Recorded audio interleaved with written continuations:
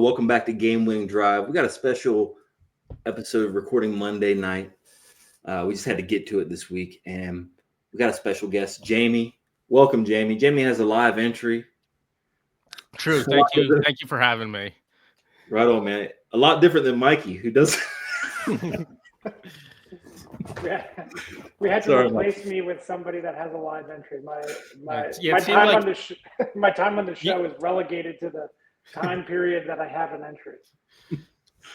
Yeah, I'm rocking Survivor buff. We got the merge. It's kind of like the merge happening now, especially as we have our first guest of the whole season, which really not just in the whole season, in the entire history of the show. So pretty esteemed position. Wow. So this past weekend, Sunday, Jaime was on the Rams. Mikey and the homies were on the Packers. It was exciting. It felt like all the teams in the early window could have won, could have lost, could have been in scooping position. What do you guys experience? How'd that feel? Jaime? My entry was like, I felt like we were getting away with, like, again, I will go back to a poker tournament analogy, and I will say that it was like early in this tournament, we were winning with like King Jack versus like 9-10 suited or something. So like we were getting away with stuff like early on. And so that felt good. And, we felt like everything was going our way. And then we put our entry on something that felt like, aces versus like, 10-4 off or something like that. And we were already internally talking about week 10. And so we were thinking like things were looking super good for us there because the plan was Lions in week 10. And, Commanders are, appear to be like one of the worst teams in the league now. And so like the look ahead spread in that game was 3. And so I was pretty confident that spread was going to change based on injuries and just, I don't know, the Commanders were getting like way more credit than they should have. And so we were like, okay, yeah, definitely Lions week 10. And then we're like, okay, so then that brings us like guaranteed to week 11. So, we felt like it was a cakewalk to week 11. And then obviously the Packers just I don't know, laid an egg. And it was like particularly disappointing because maybe I should have expected it because like the Panthers have knocked, so many people out of this tournament at this point. I lost half my entries on the Packers. So like on the other side, the Packers are also screwing people good. Right. And it's like, you're just going to keep going back to the well and just like expecting the good team to be really good, even though, they've now lost twice, once as a 10-point favorite. So, I guess egg on my face, but also just for looking ahead and thinking about week 10 so much, it's like the Survivor gods saying. Yeah. I mean, that was almost inevitable. Like it had to happen. We were literally like, there was very little discussion about this week. It was like Panthers or Rams basically. And the votes came in and we had, 6 votes for Packers. And we had 6 votes for Packers pretty quickly and 2 votes for Rams. So it was already done. I mean, when the ownership was revealed, it seemed like the Packers people were absolutely correct too. I felt like an idiot. I was on the Rams and I was telling myself, as I was thinking about the decision, I guess I wouldn't be surprised to see the Rams come in anywhere between like 20 and 60% owned. And then they came in like a bit over 60 and I felt terrible. I thought it was like the writing was on the wall for the Packers for me. Like I felt that's the other thing that's particularly annoying. Is like I felt that the Packers were such a good pick. I was so happy with it because I was telling Gabe, being on a 10-point favorite that's, so low owned. It's like a gift. And this isn't what's supposed to happen. I'm supposed to win, and like I'm supposed to be out. Yeah. Me and all the other Rams exactly. lemmings are supposed to go right off the cliff. Yeah, exactly. The Rams were the ones that's supposed to lose. I take the programmers can't talk to the customers. Yeah, that was a tough one for seeing that crazy high popularity. 64%. We've seen it 60s before, maybe similar spots, Seattle a few years ago.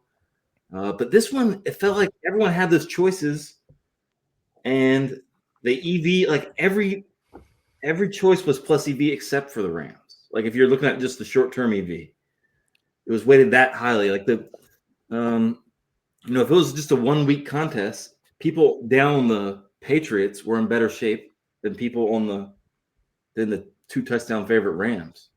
And yeah, and I even asked you at a certain point if you, after the ownership percentages came out, like if you saw the ownership percentages prior to you being able to make your pick, how would you have changed it? And then I think you were saying like I probably would have gone a little more Green Bay and elsewhere. Everything besides the Rams, even Ravens, Patriots,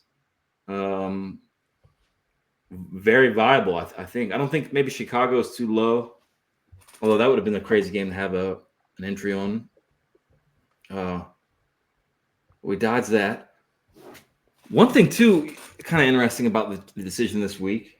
I want to talk about the popularity more too, but the week 13 was the major decision between the LA choices. Right, because they're like the top 2 in both of these weeks, right? Yeah. Right. But now, one of the spots was Rams at Carolina, which I know Tuesday when we update, we have all the freshest odds and freshest power ratings. It doesn't make any. I don't think Rams are going to be -9 at Carolina that day, right? Carolina's going to, it's got a little. It would be super fitting for the Panthers to win that game as well. Well, it's funny we're talking about this because it looks like the Panthers are just about my only option for this coming week. So I'm emotionally and financially invested in how good the Panthers really are. Even though they started the season to be, I guess, projected as one of the 3 worst teams in the league, right? And now they've won half of their games or something. Yeah. Yeah, I could load that up just because I'm curious too. How they must have been bottom 5, but I don't know if they're bottom 3. Carolina.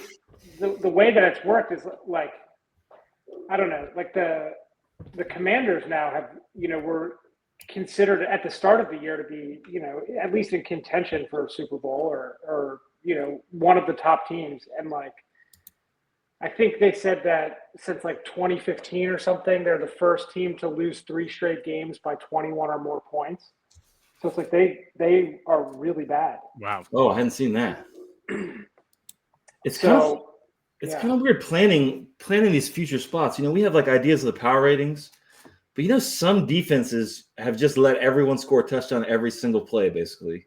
Washington. Did you watch Redskins last night? I watched the first half. I fell asleep. That's all you needed to watch. The dude was I think he was 17 for 17, 295 yards, 4 touchdowns, and a touchdown on his first 4 possessions. Yeah, I woke up to a text saying Daniels broke his arm. Yeah, and I guess that's gonna change. Dislocated elbow, but he's out for the season basically. It was in garbage time too. He shouldn't have even been in. Yeah, that's such a dumb shit thing that coaches do. When you clearly have no chance and all these players are still in, it's so bad.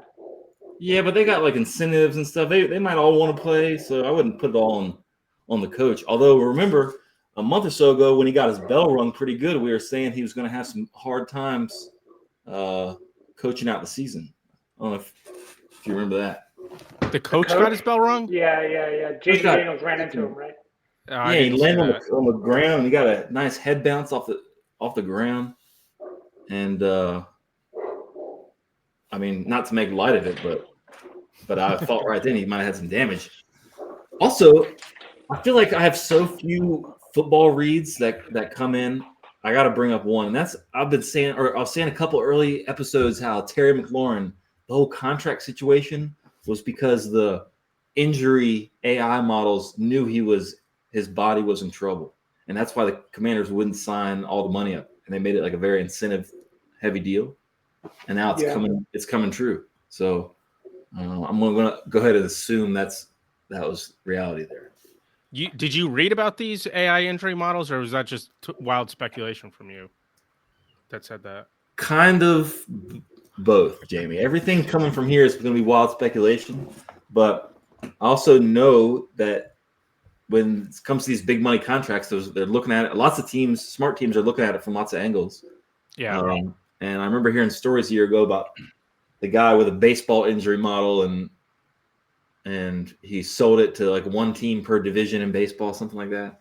I'm not a fan of the Commanders, but it's the team that I hear the most about just living here. And it's like, dude, hold on, man. This is after a loss. You're saying this. After a win, you're singing a whole different tune. Perhaps, but I feel like they caved on the McLaurin contract. Like they should have just held their ground and let him sit out the whole season, and like set the tone that like this is what's going to happen going forward. Like we don't do that kind of stuff. Yeah, they gave him some incentives, and now he's not going to make any of them. So maybe they're fine. But hey, it does. I mean, circle-wise, the Thanksgiving spot, that's like everyone's most available spot is Washington, Dallas. And from just like a fan Survivor point of view, it's going to be awesome when half the field has to decide between a pick 'em Washington, Dallas on Christmas Day. Like, is that the number one rivalry in football? And it's Christmas Day. Well, no, come on, brother. How many teams don't have Ravens or Eagles? Okay, that's Thanksgiving. I'm talking Christmas. Oh, Christmas. Where it's about Kansas City. I think City. you did say Thanksgiving, though. Yeah. Oh, did I say that? Yeah, because I was staring at Thanksgiving going, I don't see Washington. Yeah, in my head, I'm picturing Christmas. All right. Okay, so Detroit's 30% left. Fair enough. And then KC is 50%. So how many teams don't have KC or Detroit?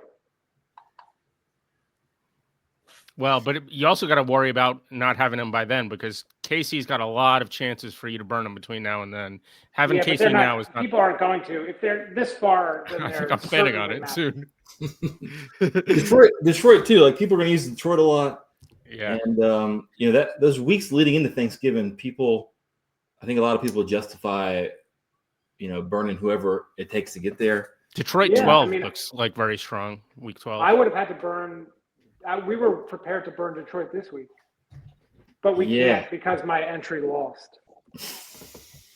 Well, it gets harder too to save them as it goes, just because people will go in their brains. Oh, I'll just pick Washington or Dallas. I'll just pick the winner correctly, and everyone just ends up clumped even extra on that game. So, kind of scary. Makes you want to hold tight to your Detroit, Kansas City, but long way to go. Yeah. Hey, let's talk about, or before we go to this next week, that Jaime hinted at he was looking at Carolina Panthers for his tournament life. Yeah, I like that. I want to just like touch on the last week popularity thing a little bit first because I think it does matter about this week and just how to think about it. Last week the EV turned out to kind of matter. It went so overboard, insane. It hit. Like James said, it hit over the top of his range. No one was really thinking it could go 64. Like, I think it's not like the most surprising thing in the world. It's just generally like surprising with that high, right? And I think so many people, were just anchored to that spot when they're mapping. I saw some tweets of people going like, well, Rams was always the plan, so I got to fire the Rams. Yeah. And it's hard to know what exactly puts them up to 64%. Because I don't think if it was like, whatever, John Nash solving this for the week, he wouldn't say that you're supposed to go that high on the. Yeah, it was almost like, there was essentially 3 picks. And so, it was almost like rock, paper, scissors with 2,000 people and whatever, 1,500 of them threw rock, which is like wild.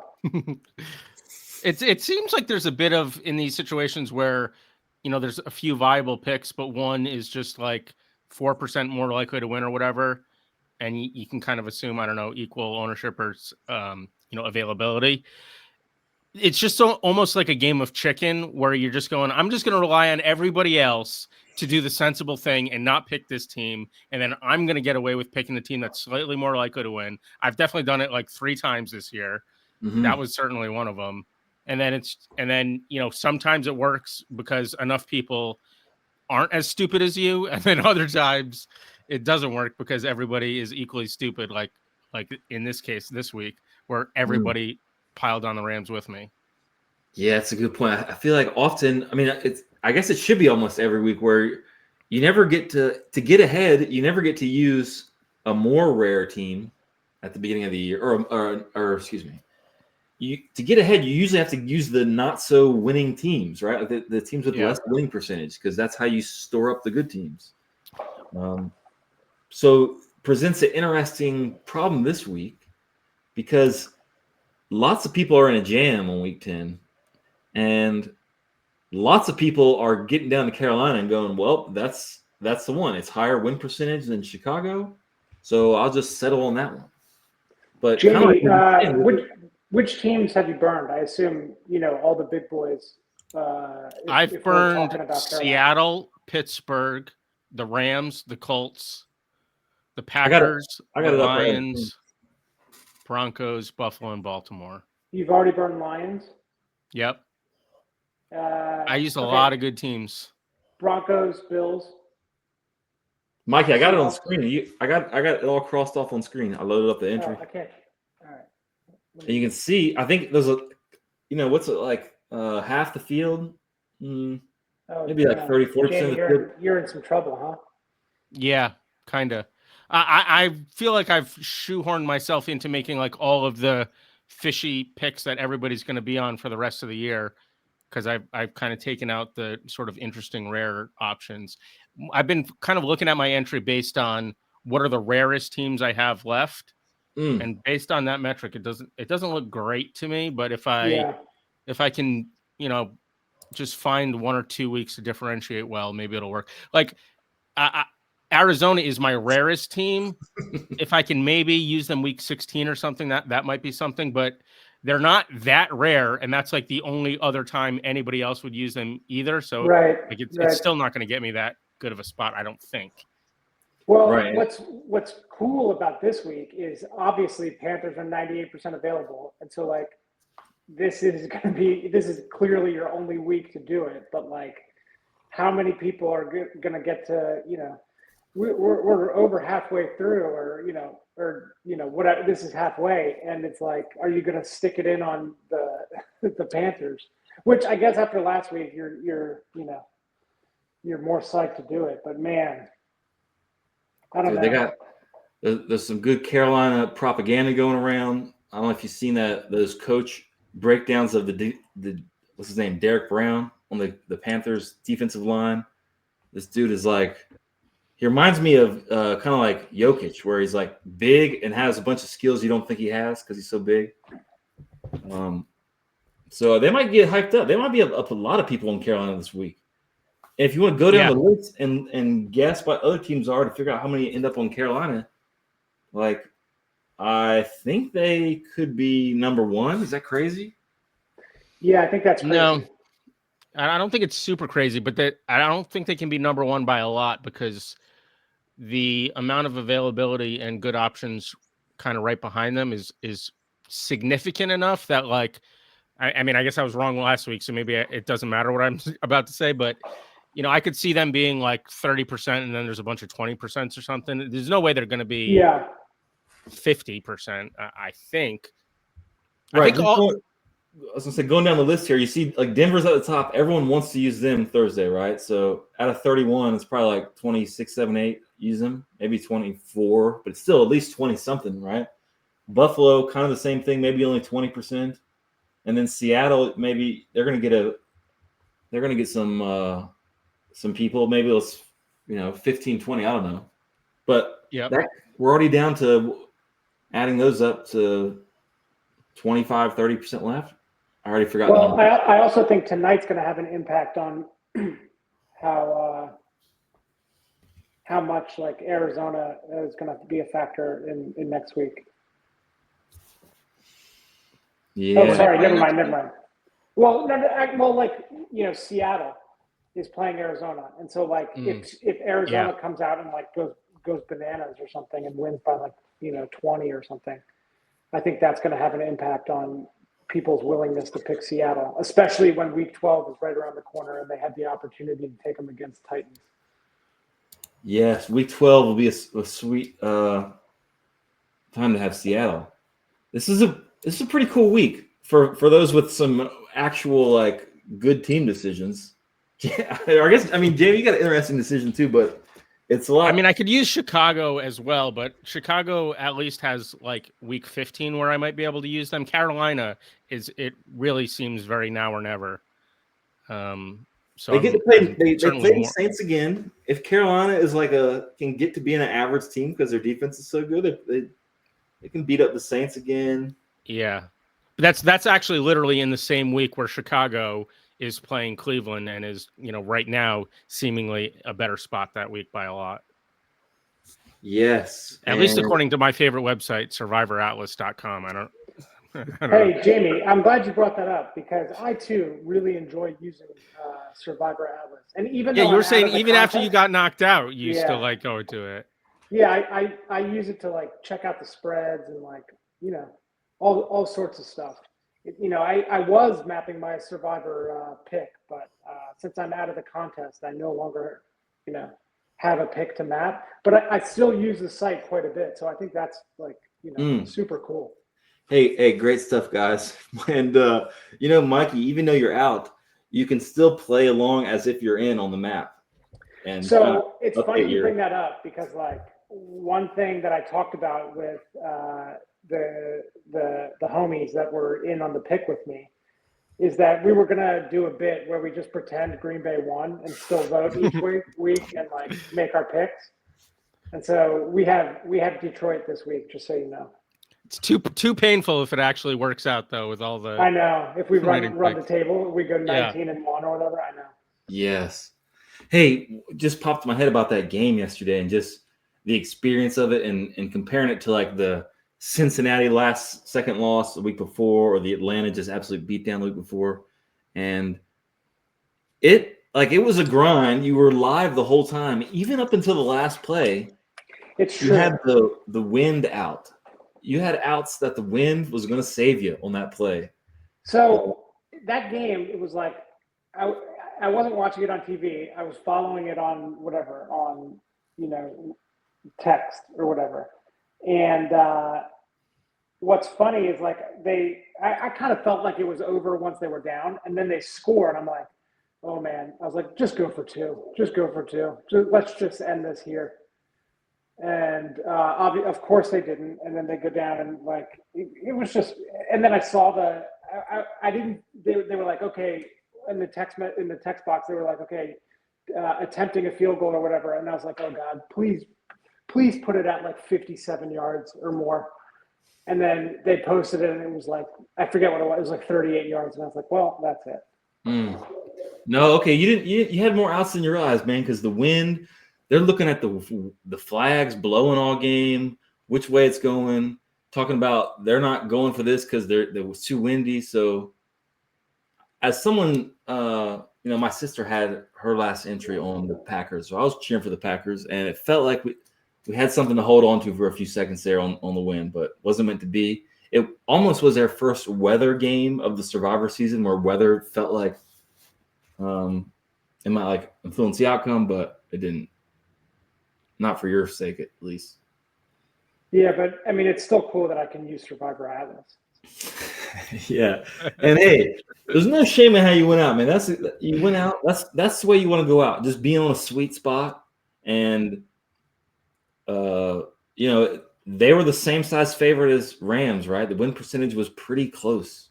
It could have. Yeah, it's just so annoying because we made some quote unquote bad picks or picks that were getting by the skin of our teeth, prior to this. And this felt like we're getting it in with top set against bottom two or something. And you're like, okay, you squeezed through with shitty teams earlier so you could get this good of a spot, and then it just doesn't work. Exactly. And this is we loaded it up to in order to get into the spot that we got into, and that's what backfires. Pain, dude. that always comes to my head. Oh, it's the worst day of the year getting knocked out of Circa. But really, like, if that's the worst day of the year, it's pretty good life. So My wife always gets annoyed when she's like, "Oh, this is like the worst feeling ever about whatever it is," and I'm like, "Well, whatever you do, you could always imagine being set on fire, doing that thing. So like, That would be like, worse. Yeah, no matter what that is, it would be like so much worse if you were set on fire while doing it. So like you're saying, relatively, you're chilling right now. Yeah, like if I was set on fire as the kick went through the Right, you're uprights, watching the field goal. yeah, and somebody torches me, then Mikey. Then that's super bad. That's like that I would admit would probably be as bad as it gets. You tell your wife, it was such a bad day. I lost. I was on fire. And she says, somebody torched me. Could be worse. I could not make dinner. Yeah. So now that you're out, how about some takeaways? One, just in general, what are you thinking next year? You got the Survivor bug extra bad now? Yeah. I mean, yes. I also liked the vote aspect. Because that's the other point I brought up is like I would have been out of the contest. I voted on a loser like once earlier on, so I would have been out. I liked having a 10-man vote, which is I don't know. Some days that works for you, some days it doesn't. You never had a tie with an even number of voters? I think we did 1 week. And then we re-voted or something. Or maybe it was like 4-4 and then 2 randos. And so we made the other 2 vote for one of the 2 that had 4. So it was like a ranked choice vote or something like that, basically. And so that part was cool. I think as we went on, the people in my group started to like learn more about Survivor and like the importance like I'll say this, like everybody was thrilled with Green Bay when I sent them the ownership stats. They were like, "Oh my God, this is perfect!" Like hopefully, whatever Rams can suck, and then I even texted like, "Oh, if Rams lose, then everybody send me your social security numbers for the disbursement." and all for naught. Yes. Did anyone feel like they were like right about everything? Did anyone hit the perfect week to week choices where they're like one guy, so like 2 of the people that took Rams this week, they've been perfect in the group. Well, that's not too hard. They've just been perfect at picking winners though. They're leaving you with no choices later in the season. Well, there was 1 week they were trying to give you an entry like mine where I'm technically alive, but I have no path to victory. Right. You're literally Jamie's best pick this week is Carolina, which if you just in a vacuum, Jamie's going to be on a 4-point dog soon. Yeah, and happy about it. Yeah. So maybe we'll see if you guys need some more entries next year or what, because I know. The first year, 2020, when Circa ran, and I got knocked out, and it was unfair how I got knocked out, right? Not really, but it felt that way. And that day, I think it might have been like, 4:15 that day, I texted my family like, hey, we got to play this next year. We got to get revenge. So what week was it that you got knocked out that year?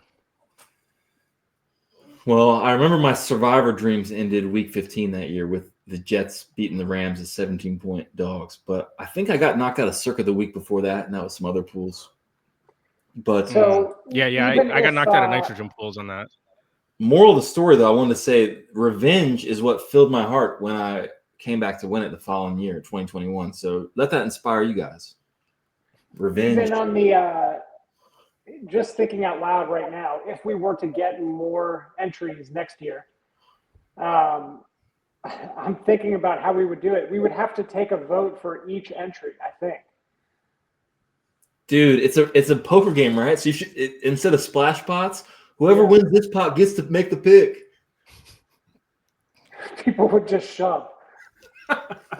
Dude, that sounds awesome. It'd be like $11,000 in the pot. That'd be awesome. Everyone would be shoving, and they were all going to pick the same teams you were going to pick anyway. And now you got an 11K pot. You got a much better poker game, it sounds like. Yeah. Yeah, I guess. But Dude. the way that I would do it, I think, because like I would, let's say we call a vote. Let's say we have 5 entries. I would call a vote for like entry 1, and we would all vote for that. But that would impact my decision for entry 2. That's how it's supposed to be. And so, like, if whatever we pick Colts or something, then entry 2 vote. You still get some people voting Colts, I guess. Eventually, though, the entries become different enough that that's not so much of an issue anymore, because you're going to have different choices and different preferences options down the road for sure. Yeah. But I think that we don't want to make our whole some of these people are like lawyers and dentists and whatnot. We can't be doing survivor vote 2/7 of the week. 5 votes a day starting at 8 a.m. Yeah, really. We have 10 entries. We need to vote on each one. No, hey, vote on one entry, or no, maybe vote on an entry, but do the same on 2 of them, and then like you fork it once you get to Thanksgiving. But the rest of the decision power, you can splash the pot. So in a game, every 4 hours straight, once an hour, it gets splashed the pot with a decision. That seems double fun. No one's combined poker and survival like this before. It's up to you, Mikey, to push the edge of this. Next year, of course, not this year. The biggest blind raise, the biggest under the gun blind raise of the day gets to make the pick for the week. Yeah. That's just going to be like me or one other guy, and I don't want that responsibility. I'm not psyched to be the one to unilaterally decide. Right. It's almost punishment, but you guys should make someone have to do that maybe on the bomb pots, something like that. Yeah, I mean, I like the notion of like everybody voting. You like democracy? Yeah. No, I mean, like in my. Should we get into politics, Gabe? Is that what you were saying you wanted to talk about mostly? Well, let's do in my real life. I'm big on like dictatorship and and monarchy, but in survivor life, I'm super into democracy. Yeah, I guess you guys never got really tested for all the money. You got your entry pretty up there, 9K. Yeah, and the path forward for us was like laid out so nicely. Right, y'all had a unique path. So, man, one thing, the way you went out, you can't even really have regrets or leave us with some knowledge, because you probably feel like you guys just aced it and got unlucky. But hey, a lot of the ball knowledge people would never touch Green Bay against Carolina because Carolina's feisty, I suppose. It's almost like Carolina swapped with Redskins in terms of like outlook and expectations for the season. Yeah, they got hope. Washington feels gross again. And Carolina is no longer in that, category of suck.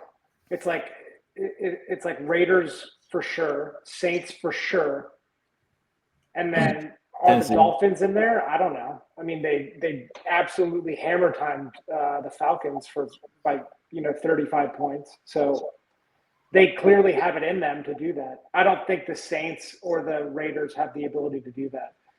In fact, I'm just thinking pick against the Raiders for the rest of the year. Yeah, they already had their bye, so they have a lot of games coming up. Washington, though, I guess it's interesting because they get to play on Christmas, even though they aren't good. And usually the Christmas teams are like good, right? Yeah, they were talking about like all the game. They set up Washington for all these primetime games, and they're going to flex them out of like all of them. Oh, that's funny. I remember seeing they were in a lot of primetime. I don't know how many they can get flexed out of though, but something to keep an eye on, as I say. Hey, so I just loaded Jamie's entry back up here because I'm curious what like your boundaries are if you knew what the popularity of the chart or of the Chicago versus Carolina is. Right. Like You're saying, how owned would Carolina have to be and how unowned Chicago would have to be for me to pick Chicago? yes, exactly. Because I see Carolina to win 68%, Chicago to win 62%. I know that was taken from sometime today. I don't know if it was in the last hour or a few hours ago. Maybe it's different. And today's Monday when we're recording this. It's coming out Tuesday. So, of course, Survivor Atlas will have all the updated stuff by then. Yeah, it's interesting because, part of my logic for wanting to pick Carolina more than Chicago really does have to do with what I see here on Atlas about Week 15 Chicago being a pretty good pick. But, I still have Philadelphia, and I'm pretty liable to take them Week 15. So it's not like I even need Chicago for that necessarily, although obviously it's always better to have the options. Dude, you got to get through Thanksgiving first, man. There's a lot of stuff I have to get through before that, but you kind of have to consider, in order to win the contest, you have to do all sorts of unlikely shit. So you have to kind of speculate about shit that probably won't happen. And that's the thing that I have to speculate on when deciding between these two teams this week. Jamie, have you thought for even 1 second about the Jets? For this week? Yeah. I had not until you just mentioned it. Now I'm looking at them. 54% just seems like such a low win percent. I don't know. That kind of thing is easier to me because I'm a wuss, I guess. Like at the beginning of the season when I have 4 entries and each entry is worth like $1,000, you go, okay, I'll throw one of them on the Jets. But I'm down to 1 entry, and the entry is actually somewhat valuable at this point. It's hard to do that kind of thing. Well, the reason that they're even in the conversation is the same as the Panthers. Like you can never use them again. Yeah. If you're going to do it, now's the time. And it's just like, I don't know. Man, one thing, the Jets, they're just playing Cleveland, and we know like the Jets look great against the Bengals, right? Running up the score against the Bengals, what feels like the worst defense in the history of my life. That you just can't let that many teams score that many points on you, right? There was like a Miami defense like 6 years ago or something that was just fantastic, but quite bad. Right. Everyone in DFS would choose against Miami every game, every slate, every week. But now playing the Cleveland Browns though just gives me they're going to look a lot different when the Cleveland Browns are playing defense versus Justin Fields versus the Bengals. So, I also technically have the Chargers and Tampa Bay as options, which squeak me out a couple more win percentages, but get rid of a lot more future value. Yes, the Chargers are interesting this week. They're only -3. I thought they would be more after the games against Pittsburgh, but I guess Pittsburgh kind of impressed. Their defense been playing bad all year, and they kind of fine. And Chargers didn't do that great. Like they were kind of threatening to lose a little bit to Tennessee. They only won by 1 touchdown in the end, right? Right. I think the advanced stuff, they really got crushed. They were lucky to have that many points, but I feel like Chargers, you don't want to rule them out. Don't rule them out before Wednesday, Jamie. Yeah. No, I'm not set in stone. It's just right now it seems like Carolina's the boring, bad, easy pick that I'm going to go with, but I'm going to keep looking. The more you talk, the more I'm getting psyched about the Panthers. About their ability to win? Yeah, I'm playing the game out in my mind. Okay. I think that they win it. Yeah, that's what the line says, right? But let's. I'm trying to whip up a quick little EV calc thing. These numbers, I'm just kind of shooting from the hip. Yeah. But it feels maybe ballparkish. Chicago, put some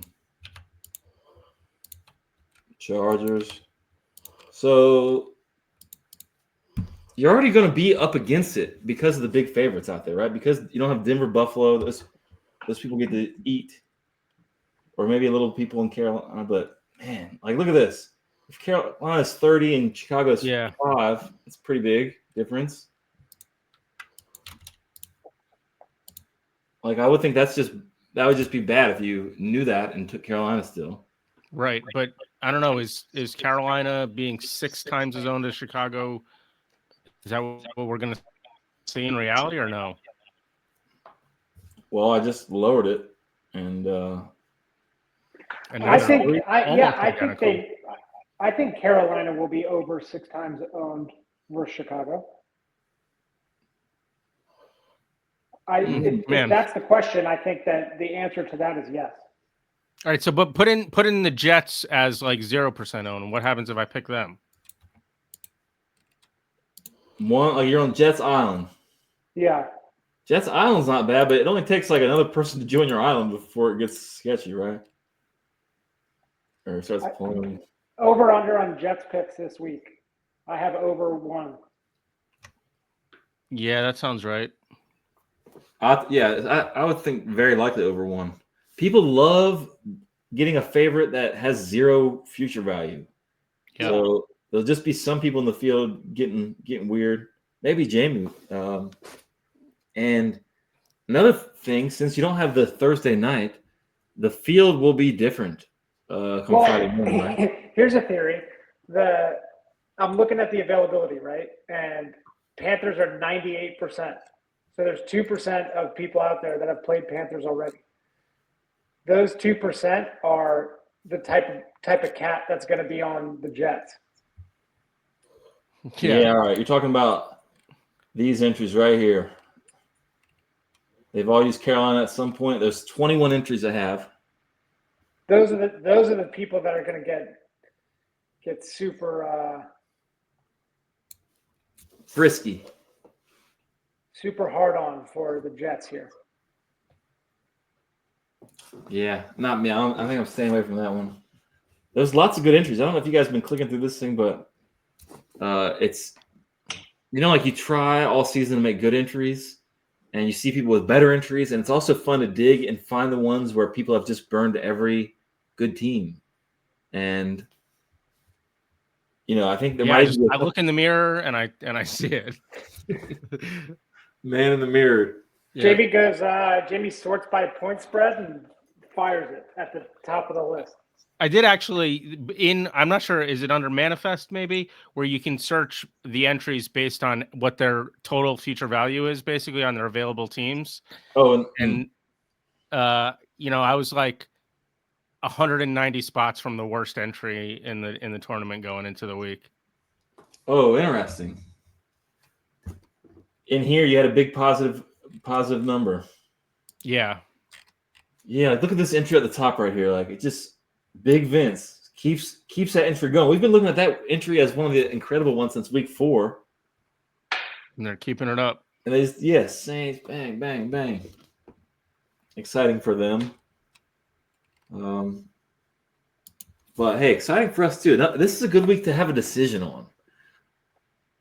It feels like it's a lot more engaging. Jaime, are you gonna what are you gonna do to get your decision across? Are you gonna sign up for DVOA, or are you gonna sign up for? I'm unlikely to do that. I'm gonna pay attention to what the market does to all the betting lines in the interim. I'm gonna wait for my favorite website, survivoratlas.com, to release their ownership predictions. And then I'll probably play with the EV calculator on my favorite website, survivoratlas.com. It's crazy. I still find myself using Survivor Atlas even though I'm out of the contest. I understand, guys. There's a lot of stuff that's captivating on there. And I'm supposed to be working on some more of it tonight. Supposed to be. Yeah, there's a little we got this page that's not like official yet, but it's up. Is it on Survivor Atlas? I'm giving you the secret page right now. /history, and we have this little chart that shows the history of all the interesting survivors.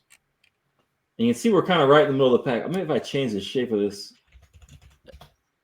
Yeah, because I had definitely had a strong sense that we were losing entries slower in this contest, but it feels like maybe that's a few weeks out of date, that opinion. Yeah, so there you go. Right now, all the other week 9s, we're kind of less survival than average, right? Sort of, yeah. But the ones that were above it are kind of, a couple of them are just a bit above it. Whereas those 2 years that there was less, there was like way less. Right. Like we could get a huge wipeout this week and still be behind those. Right.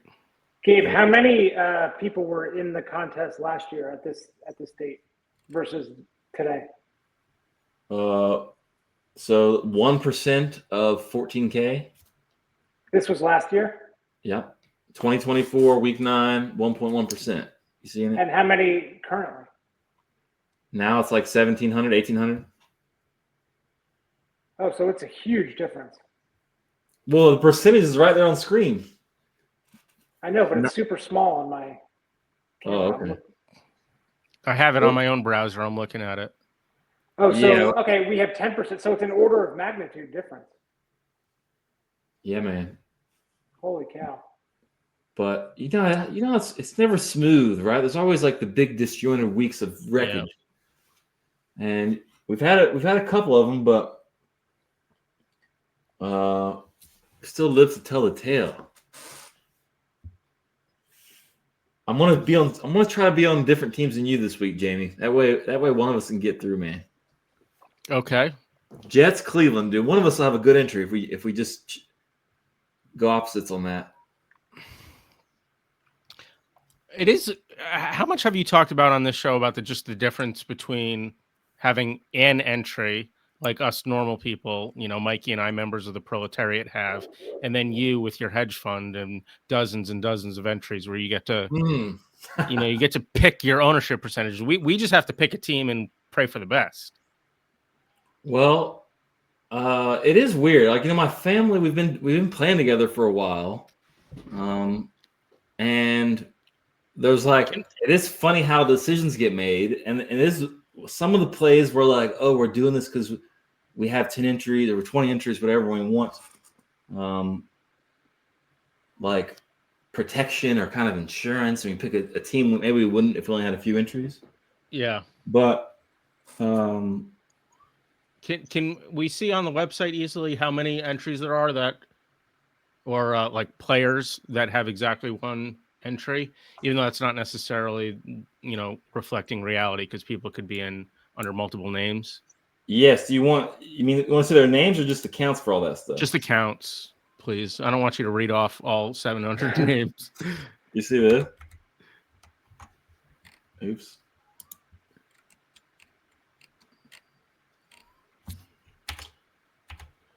Did you see it? It was it was on the screen for a second. There we go. Okay. So this is 59%. Does that say? Yeah, of the surviving field. Interesting. Yeah, so I think ultimately my goal should just be to be less of a wuss than most of those people, even though I'm feeling and thinking the same things as all of them. And that's maybe the best way for me to salvage some value from this entry. The problem is, Jamie, you have you feel like you're close, but you're so far still. Yeah, I'm not close at all. Yeah. 1777 players. It's like tournament just started. Yeah. If we were down to 300, I'd be like, okay, I would rethink some of this. But now it's like, okay, fire it on the Panthers. Who gives a shit? Yeah. This, by the way, this on the screen is what the people picked who only had one entry. Kind of interesting that it's very close to the actual. Yeah, so I guess that would mean that the people that had multiple entries also picked those same percentages. Otherwise, it wouldn't add up to that number in the end, Yeah, I guess it's a little different, but the LA Rams one is very, very close. I can't remember the other ones as well because I didn't care as much, but 1913. Or wait, that's everyone. Or shit, maybe I did it wrong. Men's selections. Oh, I did the wrong filter. These programmers, man, this filter just not. I know. There's so many features on this website. All right, hold on. We were looking at the actual. I'm going to be back to it soon, even though I don't have an entry. Okay, sorry guys. That's the real one. Do you want to guess what it is when we go to the single people? It's going to be different, or do you? So my inclination would be that there's I know where you're chalkier, worse picks Yeah. for the single entries. That's the theory, at least. Like Rams higher. Yeah. Yeah. That's Okay. obvious. Yep. People just wanted them Rams real bad, and then use Chargers later, right? People with one entry, they got their map, and they're sticking to it regardless of popularities and whatnot. So can we see what team availability is like for those entrants that only have one left? Like if they all have access to these cool teams that I no longer have access to, maybe that means I'm okay taking Carolina because they're going to be taking the cool teams like Detroit and Buffalo and shit. So it's kind of, we could do that. It's kind of tricky to do it with entry counts, but you could do it with the filter, although there's probably too many to go through. I think if you want answers like that, this page is where you want to dive into. Teams is the tab I should go to. Yes, because thinking about what entries out there are the best available, or excuse me, right. For every entry, if it picks the biggest favorite it can. So Carolina is the best available for nobody, it says. Oh, I guess we're still on this week. We're still on this week because we still got Monday night. Right. But you can go ahead to week 10 and see week 10. Okay, yeah, well, there we go. Interesting. Well, it has to be for at least one because it's best available for you. Yeah, 13.7%, 243 entries. That's the best available for. Right. Second best available for 44.2% of entries. Those are kind of the ones I have to worry about. They might be super heavy. Yeah. I changed my mind based on that statistic. Because all the ones where it's the second best available, the best available is like a good team that you would have reason to want to save, basically. Right. Like even like Seattle. The implication to what Jaime just posted is that if we look at the percentage available for week 10 of the big boys, it's like 30, 30, 30, 40. The implication of that is that a lot of those people seem to have one or two of those available. Gabe, do you see that Mikey has horns right now? If he just doesn't move it. Oh my god! Was that an anti-Semitic mark? No, you're perfectly in front of the piece of art you have behind you. Oh, the cow. Such that the horns were coming out of you. Is that a Black Phillip painting on your wall? You guys seen that? No, I don't know what that means. It's a evil goat, and I know Mikey has a few of those out back. No, we do have a real goat head on the wall. Well, don't like put any of that stuff on us, dude. That evil goat stuff. You're doing it on purpose, Mikey. Anyway, this page, you can see the teams above, whether it's Denver, Detroit, Buffalo, Seattle. A lot of those people have passed where they have different ones in the future weeks, right? Like they want to save different ones. So it's Detroit being double holiday too. Like that's just so much incentive for people to want to hold them, I think. Yeah, that's what we were talking about with within our group chat is like, yeah, you have these plans for Thanksgiving and Christmas, but like what happens when Mahomes, breaks his collarbone or something? You really want to wish that you held on to the other team for the holiday slate. I mean, most of the time he doesn't break his collarbone, and it's hard enough to keep Kansas City that long anyway. So it takes restraint. Well, clearly people are restraining. Yeah, some of these, Jamie, if you're going through this trying to figure out what entries have what, like this one's kind of funny. One person's best available is Baltimore. So if somehow they've used all the better teams, let's see what that entry is. And Carolina is better than Baltimore this week, and they used them up. LFG, that's a crazy entry right there. They need some help this week. And also all the group, you can see how much it used different teams. For example, everyone with Denver available, what was the teams they used up the most? kind of same as the field, but sometimes it's different than the field and stuff. So it can help. Yeah, I guess it would be interesting to look at like my best future teams and see how similar that is to the other people whose best pick is Carolina. Kind of suss out, is it okay for me to stick with them because I can differentiate later, or do I need to start kind of trying to differentiate now, that kind of thing. All the different stuff I can use on my favorite website, survivoratlas.com. Hey, right on. And also, we're if you guys have ideas, we're always adding stuff. We sent out a survey last week, got a bunch of great answers on what we need to build or what we need to improve and fix, and now we're working on them. And that's directly from people like you, Jamie, giving us feedback, telling us how to improve. Yep, so, I filled it out. Appreciate you, man. I have been having a lot of fun, joking about how much I use the site or whatever, but it is legitimately the best site for doing this analysis. Ooh. I used to use Survivor Grid, and it was like the simplest version of one of the tabs on the website. So it is a great tool for this. Hey, thank you. It wasn't good enough to keep Mikey in, but it is a good tool. I told Gabe that I used to use SBR odds. That was like my go-to site for Survivor. Yeah, basically, because your odds were, or you were very limited in what you could do back then. But then they sold out to like only American sports books or something, so they weren't even posting like the Pinnacle line or whatever. Right. To look ahead, you'd have to like go to a whole different page every week. Yeah. A different page. Yep. Yeah. Also, I do want to shout out Survivor Grid. They the original, the OG in the space. So that was cool. Thanks for the shout out, Jamie. Also to them, guys. It's about the end of our time together. I appreciate you guys both coming on Game Winning Drive today, even though it's like two ships in the night going different directions, right? You could say something like that. Well, we'll see. Jamie has a big week ahead of him. Right. Yeah, I might be picking the Jets, it turns out. Yeah. I planted the seed. I inceptioned him.